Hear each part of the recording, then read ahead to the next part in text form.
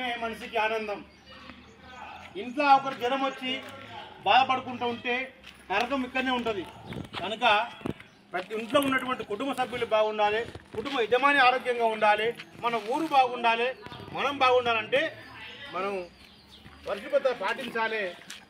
ఆరోగ్యంగా ఉండాలంటే మన యొక్క కిష్టంపల్లి గ్రామాన్ని శుభ్రంగా ఉంచుకోవాలి.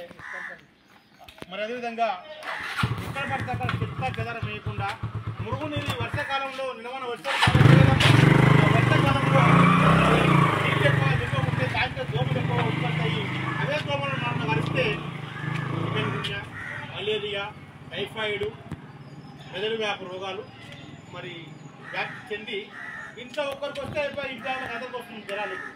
కనుక ఎంతో కష్టపడి మరి పురుగులను తీసుకొని మరి పొదుపు చేసుకున్న డబ్బులు అంతా ఇవాళ ఆసుపత్రిలో పనవుతుంది ఈ యొక్క పేద ప్రజలు. కనుక మీరంతా ముందు జాగ్రత్తగా మరి నేను చెప్పేది ఏంటంటే మన ఇంటి చుట్టుముట్టు పరిసరాలు శుభ్రంగా ఉంచుకోవాలి, మనం తినేటువంటి ఆహారం శుభ్రంగా తీసుకోవాలి, మనం ఉండేటువంటి ఇల్లు శుభ్రంగా ఉంచుకోవాలి, మనం శుభ్రంగా ఉండాలి అనేటువంటి భావనతో కలిగి ఉండాలి.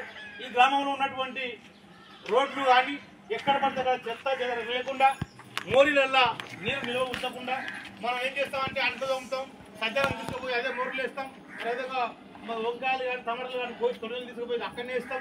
అది ఏమవుతుందంటే అడ్డుకట్టలేక ఏర్పడి నిల్వ ఉండి మరి దోమలు ఎక్కువ పెరిగి అవేం చేస్తామంటే మనం తినేటువంటి ఆహార పదార్థాల మీద వాలి మనం మండుకున్నప్పుడు మరి చిన్నపిల్లలు కలుస్తాయి, పెద్దలు కలుస్తాయి, ముసళ్ళు కలుస్తాయి, తొడలు కలుస్తాయి దోమలు. దానికి వయసుతో సంబంధం లేదు. అట్లా మరి ఈ రోగాలు వచ్చే అవకాశం ఉంది. కనుక మరి వీటి పట్ల మన గ్రామాన్ని శుభ్రంగా ఉంచుకుంటారని మీతో మనం చేసుకుంటూ మరి దోమల వల్ల ఇలాంటి రోగం వస్తుందో మనం